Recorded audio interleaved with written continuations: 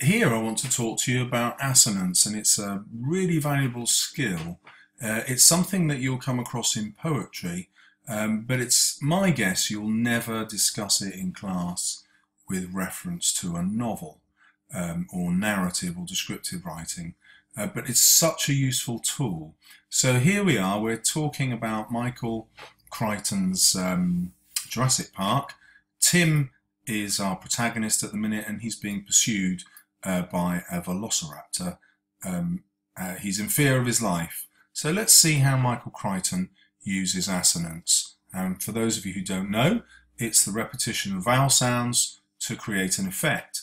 And your skill as a reader is to work out what the effect is, and then of course your skill as a writer is to use that effect. So here we go.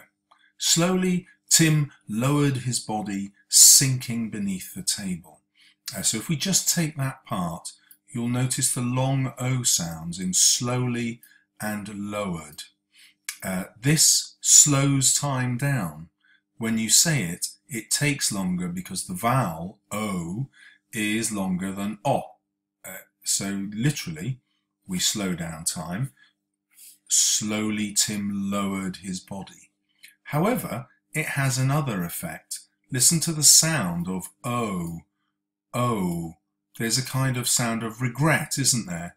And so we feel Tim's disappointment here that actually he might not be able to remain unhidden.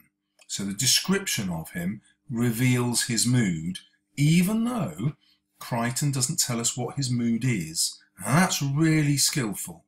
It's just the sounds of the words that encourage us to think of the mood. And assonance nearly always affects mood. Here, as I've discussed, it also creates the elongation of time. He picks this idea up with sibilance again. You'll remember what that is. Sinking beneath the table. So sinking itself becomes a word that takes longer to say. And it's the drawn out S at the beginning of the word that does this. Then we have the ellipsis, which obviously creates tension by causing us to pause what's going to happen next. And then there's a complete change of sound in this bit here. So assonance is ditched and those harsh sounds return. The velociraptor jerked its head around, looking directly at Tim. And suddenly you can see this repetition of the T sound here, the alliteration directly at Tim. It's got a rat-a-tat-tat kind of rhythm, a harsh rhythm, a sharp rhythm, like a drum, as though danger is right here, right now. Tim froze. Again, that short sentence for effect. He was still exposed. Now, if he was going to be killed now, Michael Crichton might well have kept that as another short sentence, but he brings it out longer in order to encourage our hope. But, he thought, don't move. If Michael Crichton wanted us to think he was definitely going to be killed, he would chop this out, so there'd be a full stop here. He was still exposed, full stop. He mustn't move, full stop. Then we'd get the idea that death is approaching.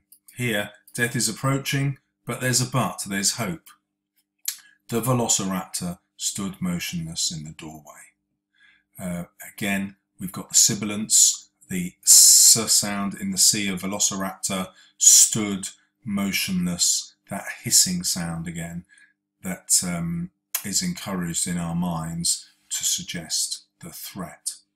So I hope you've seen how using sound skillfully allows Michael Crichton to control how we react and what we understand.